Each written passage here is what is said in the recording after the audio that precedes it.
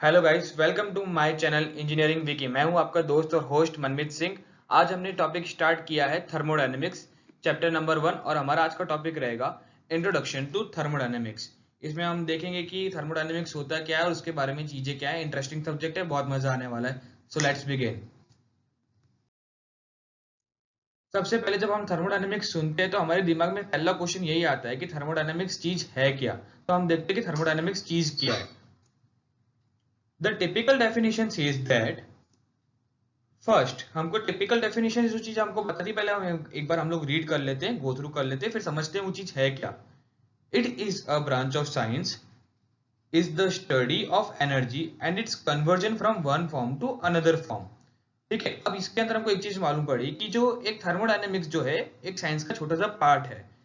ठीक है, उसके अंदर हम जब पढ़ते हैं तो हमको क्या मालूम पड़ता है कि हम एक एनर्जी के बारे में कुछ चीज पढ़ रहे हैं, और उसी एनर्जी का जो कन्वर्जन है एक फॉर्म में से दूसरे फॉर्म में कैसे कन्वर्ट होता है। ये एक छोटी सी डेफिनेशन है, इसमें हमको बस इतना मालूम पड़ रहा है कि थर्मोडायनेमिक्स एक साइंस का पार्ट है जिसके अंदर हम एनर्जी के बारे में डिस्कस करेंगे और उसके बारे में समझेंगे। फिर दूसरी डेफिनेशन हमको क्या बोलती है, thermodynamics is a branch of science deals with energy, governing loss of energy, conversion and behaviour of matter.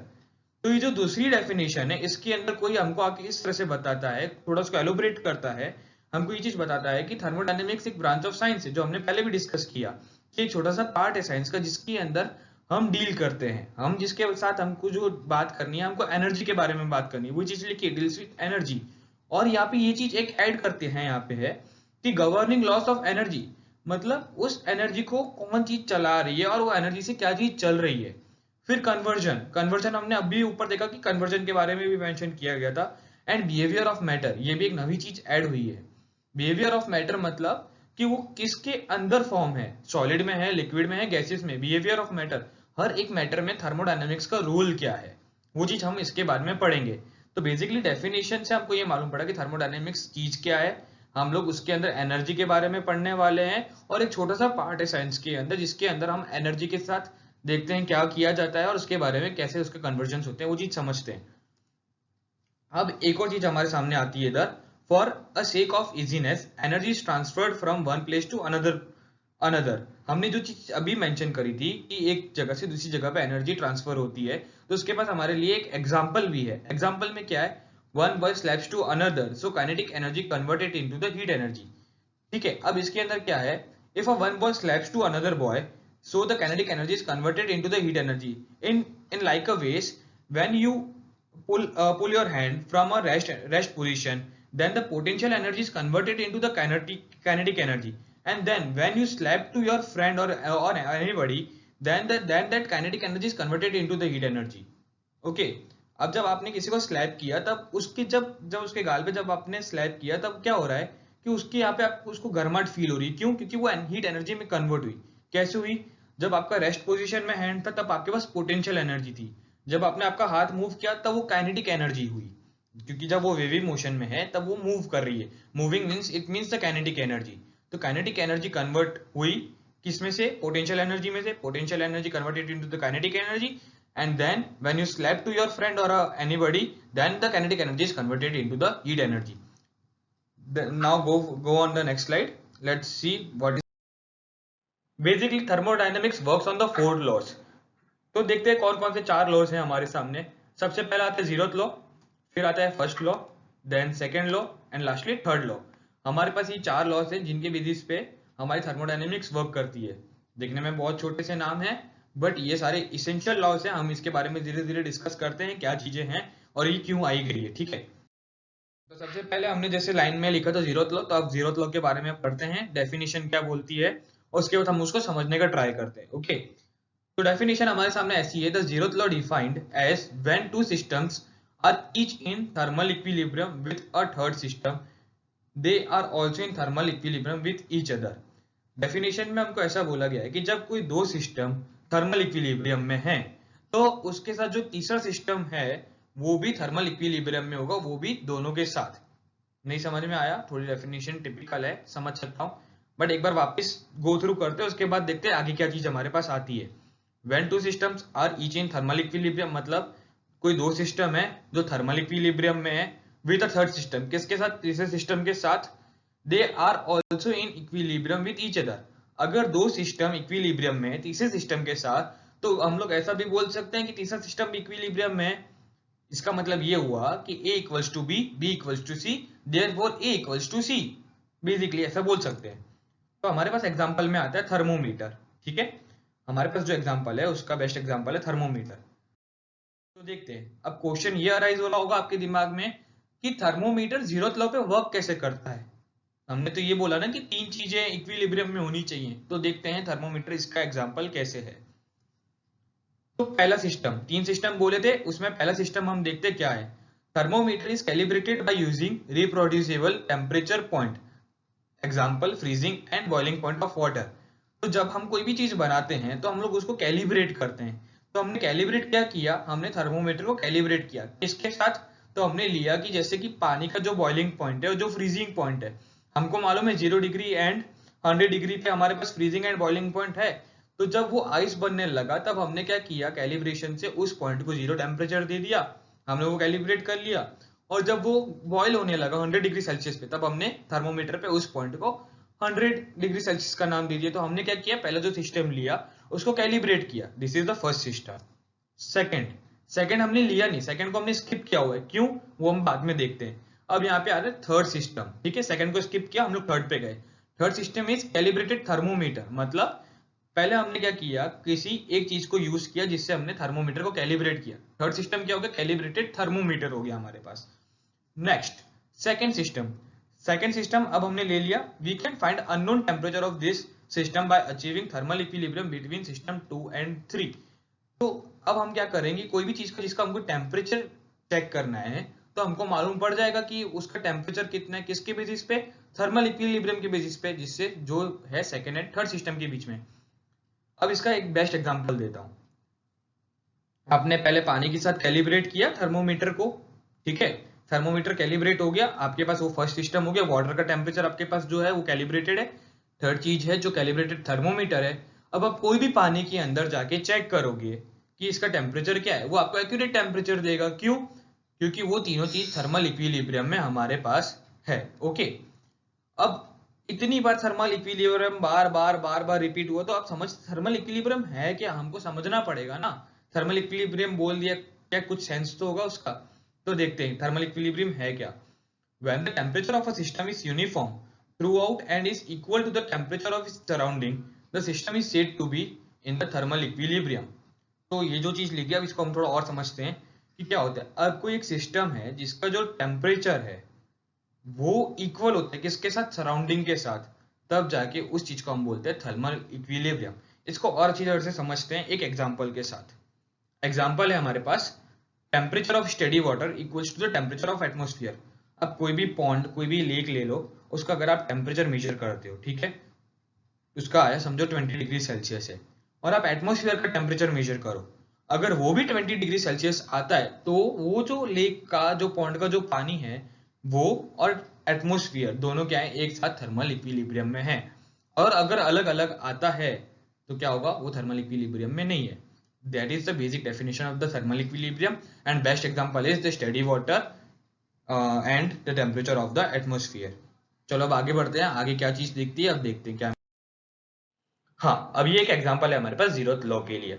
तो आप बेसिकली क्लियर देख सकते हैं, आपके लेफ्ट साइड पे है हॉट साइड और राइट साइड पे है कोल्ड साइड। ठीक है, हॉट साइड का टेम्परेचर जो है वो 3 बार पे है, और जो कोल्ड साइड का टेम्परेचर है वो 1 बार पे है। ठीक है, बट जब सेंटर में देखते हैं तो वो 2 बार पे है। ठीक है, तो इससे हमारी डेफिनेशन क्या थी, when the two systems are in thermal equilibrium with each other, then the third system is also in the thermal equilibrium with all the systems. Okay, तो हमने ये देखा, जब हॉट है तब उसका टेम्परेचर ज्यादा है, कोल्ड है उसका टेम्परेचर कम है। जब वो तीनों जो दोनों साइड के सिस्टम है एक पॉइंट पे आके मीट कर रहे हैं, तब उसका टेम्परेचर मिड ऑन पे है। मिड ऑन पे मतलब जहाँ पे वो इक्विलिब्रियम पॉइंट पे आके मिल रहा है। ओके, अब आगे देखते हैं क्या चीज हमको मिलती है।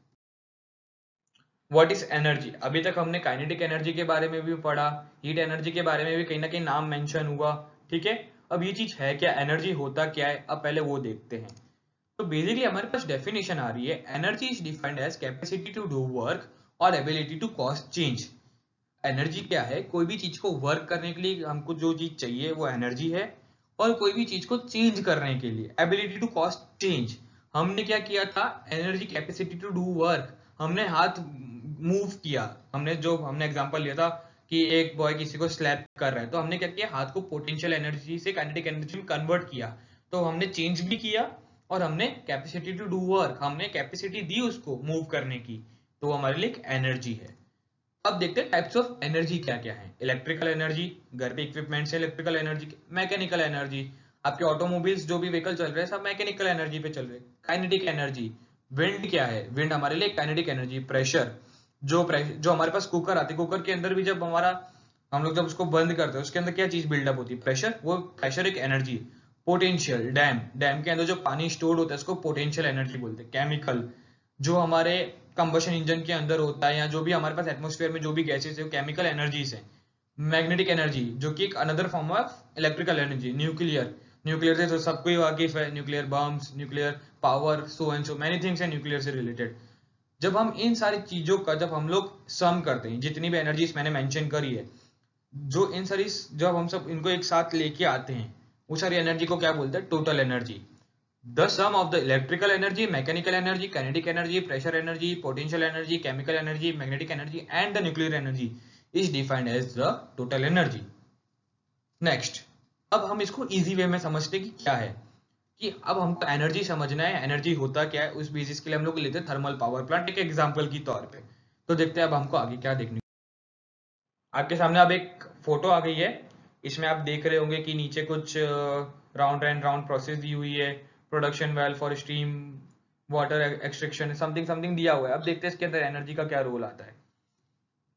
सबसे पहले आ रही है energy is obtain from the nature in raw form. तो हमने यहाँ पे जो एक लिया है पावर प्लांट का एग्जांपल लिया है, तो उसके अंदर क्या होता है? समझ लो कि आपके पास एक थर्मल पावर प्लांट है। तो थर्मल पावर प्लांट क्या है? आप कोयला जलाते हैं तो उसमें से आपको एनर्जी मिलती है and so and so process होता है। तो हमने क्या किया? कोयले को हमने लिया नेचर में से, रॉ फॉर्म में। फिर हमको क्या मिलता है? Now it is burned and converted into the heat energy, gas is produce. जब हमने कोयले को जलाया तो उसके अंदर से हीट निकली और उसमें से गैस बनी, ठीक है। फिर क्या हुआ? Now burn gases send to the turbine with the high velocity, मतलब kinetic energy, and then the kinetic energy is converted into the mechanical energy, ठीक है। जो जो हमने बर्न गैसेस थी हमने क्या किया? उसको टर्बाइन में फ्लो किया। टर्बाइन वाली जो चीज है मैं उसको नेक्स्ट अलग से सब्जेक्ट में लूंगा, fluid power and fluid power engineering के अंदर लूंगा, उसके अंदर टर्बाइन का कॉन्सेप्ट भी क्लियर हो जाएगा।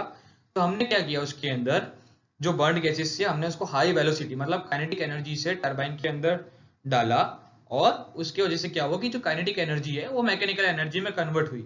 अभी इसमें डीप में जाने की जरूरत नहीं है कि कैसे काइनेटिक से मैकेनिकल में हुई, वो अलग सब्जेक्ट में आपको क्लियर हो जाएगा, ठीक है। Next, now with the help of carbon brushes mechanical energy converted into the electrical energy. ये थोड़ा इलेक्ट्रिकल पार्ट है। इलेक्ट्रिकल के अंदर ऐसा होता है कि मैकेनिकल एनर्जी होती है वो जो हमारे टर्बाइन के ब्लेड्स घूमते हैं उसकी वजह से इलेक्ट्रिसिटी जनरेट होती है, मैग्नेटिक फ्लक्स कट होते हैं, वो हम लोग कार्बन ब्रशेस में कलेक्ट करते हैं, जिसकी वजह से हमको जो मैकेनिकल एनर्जी है इलेक्ट्रिकल एनर्जी के अंदर कन्वर्टेड मिलती है। फिर the steam gases is cooled and the kinetic energy is converted into the pressure energy in the draft tube और in the cooling tower. Depend करता है कि आपका थर्मल पावर प्लांट किस तरह का है, और उसके अंदर जो आपकी जो काइनेटिक एनर्जी थी जो आपने टर्बाइन में डाली थी उसको अब हम क्या करते हैं? प्रेशर एनर्जी में कन्वर्ट करते हैं by the means of draft tube and cooling tower, ठीक है। Next, now waste ash of coal is again dissolve into the soil और इनटू द नेचर। जो अब हमारे पास जो राख रह गई, वो जो हमने कोयले को जलाया था उसको हमने क्या किया? वापिस हमने जो वेस्ट जो था हमने उसको नेचर में डाल दिया, जमीन में गाड़ दिया, तो वो चीज हमारे पास वापिस नेचर में मिल गई।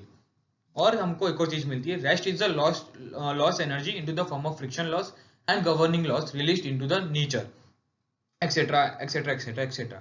तो अभी हमने एक चीज देखी कि कोई भी जो चीज थी हमने नेचर में से ली, वो by the form of conversion of energy अलग अलग फॉर्म में कन्वर्ट होती गई और वापिस नेचर में आगे डिसॉल्व हो गई। और जो भी चीज थोड़ी इधर उधर जो हमारी एनर्जी चली गई, बट वो कहाँ गई? फ्रिक्शन के अंदर गई और गवर्निंग के अंदर गई। बाकी एनर्जी रह गई हमारे पास, वो हमने नेचर में वापस रिलीज कर दी, ठीक है। ये जो था एक साइक्लिक प्रोसेस था जिसके अंदर एनर्जी का कन्वर्जन हमको टर्न बाय टर्न दिखा कि कहां से कहां पे एनर्जी कन्वर्ट हो। तो अब इससे हमको क्या मालूम पड़ता है? By the last example, it is acceptable that energy is converted from one form to another and it may changes its phase. अब इससे हमको क्या मालूम पड़ा कि हमने एक्सेप्ट कर लिया कि एनर्जी चेंज हो रही है एक फॉर्म से अनदर फॉर्म में, ठीक है। लास्ट एग्जांपल में हमने देखा कि हीट एनर्जी मिली, काइनेटिक एनर्जी मिली, बहुत सारी हमको एनर्जीज मिली, और क्या किया, चेंज किया उसका फेस। किस तरह से कि जो पहले हमारे पास सॉलिड फॉर्म में जो था कोयला, उसमें से गैसेस निकली, मतलब सॉलिड टू गैसियस फॉर्म में वो कन्वर्ट हुआ, तो क्या हुआ कि एनर्जी अपना फेस भी चेंज करती है। Next, by the last example we can say that energy is neither be created nor destroyed, it just converted into another form. अब कैसे कि अब हम लास्ट एग्जांपल से ये भी बोल सकते हैं कि एनर्जी ना हमने क्रिएट करी ना हमने उसको डिस्ट्रॉय किया, बस हमने उसको कन्वर्ट किया एक फॉर्म से अनदर फॉर्म में, ठीक है। कोयला ना हमने बनाया ना किसी ने बनाया, वो नेचर में अवेलेबल था, तो energy is neither created not destroyed, हमने डिस्ट्रॉय भी नहीं किया। आखिरी में हमने उसको वेस्ट प्रोडक्ट, हमारे लिए जो चीज यूज नहीं है वो हमारे लिए वेस्ट है, बट हमने क्या किया, अलग अलग फॉर्म में कन्वर्ट किया। Energy is neither destroyed like a wise coal is obtained from the nature and in the last stage ash is again dissolved into the nature, nor we created neither we destroyed. Okay, तो हमको इस चीज से मालूम पड़ा, and is stated that the first law of the thermodynamics, energy is neither be created and not destroyed, it just converted into the another form. भैया आपने यहाँ पे ये चीज सीख ली कि फर्स्ट लॉ ऑफ थर्मोडायनेमिक्स क्या होता है, energy is neither be created and not be destroyed, it just converted into the another form.